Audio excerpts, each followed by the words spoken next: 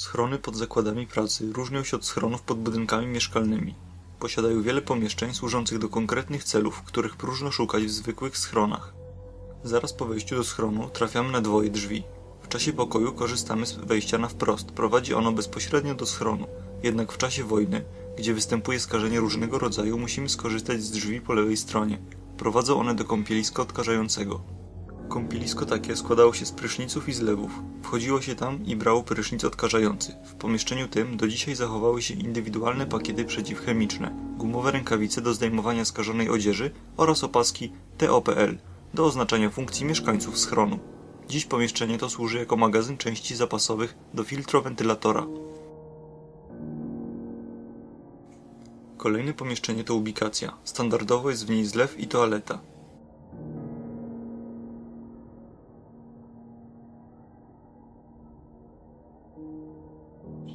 Następnie trafiamy na centralę telefoniczną. Przełączano tutaj rozmowy telefoniczne, zarówno te przychodzące, jak i wychodzące ze schronu.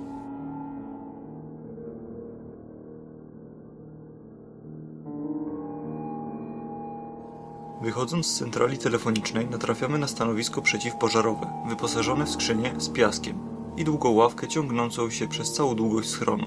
Pierwsze drzwi na lewo w długim korytarzu prowadzą do akumulatorni. Jak sama nazwa wskazuje, niegdyś znajdowały się tutaj akumulatory służące do zasilania urządzeń schronowych. Składu broniły dodatkowo pancerne drzwi.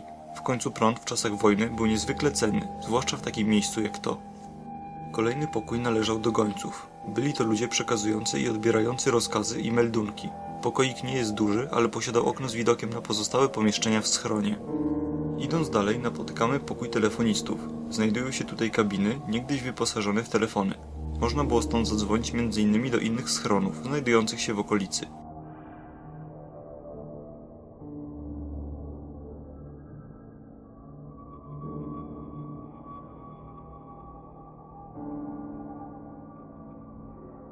Największe pomieszczenie w schronie to sala operacyjna.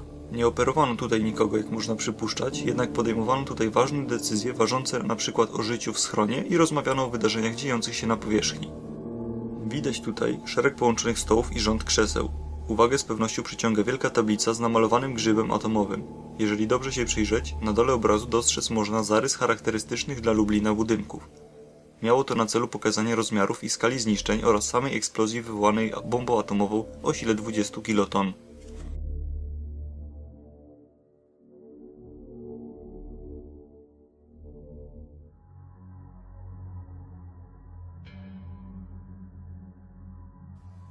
Przedostatnie pomieszczenie to zapasowe wyjście. W pokoju znajdują się tylko niskie drzwi prowadzące korytarzem do wyjścia ewakuacyjnego, poza budynkami zakładu.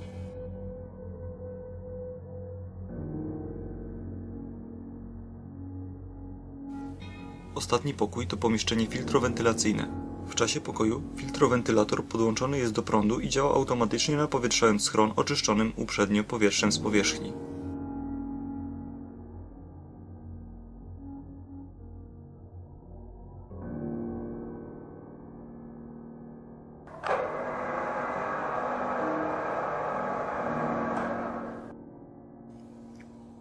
Schron może wydawać się pusty i pozbawiony wyposażenia. W akumulatorni brak jest akumulatorów, w kabinach telefonistów nie znajdziemy telefonów. Możemy odnieść wrażenie, że w razie potrzeby trafiamy do pustych pomieszczeń bez środków medycznych i odzieży ochronnej. To tylko pozory. Zaraz obok wejścia do schronu znajdują się drugie pancerne drzwi. Prowadzą one do magazynu, w którym wszystkiego jest pod dostatkiem. Kombinezony przeciwchemiczne, maski przeciwgazowe, filtropochłaniacze, narzędzia potrzebne do odgruzowania schronu w razie uszkodzenia. Można tu znaleźć również łóżka polowe, krzesła, stołki, różnego rodzaju hełmy oraz latarki z zapasem baterii. Na szafkach znajdują się apteczki, nosze, talk do konserwacji gumowych elementów wyposażenia, projektor, telefony zapakowane jeszcze w nowe opakowania, koce, poduszki i wiele innych przedmiotów potrzebnych w schronie w razie wojny.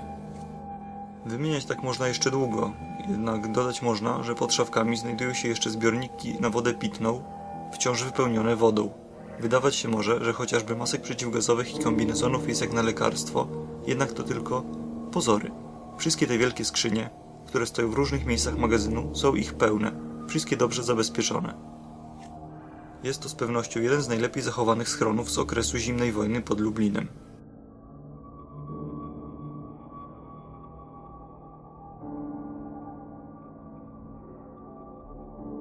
Przedstawiam jeszcze kilka zdjęć pochodzących ze schronu.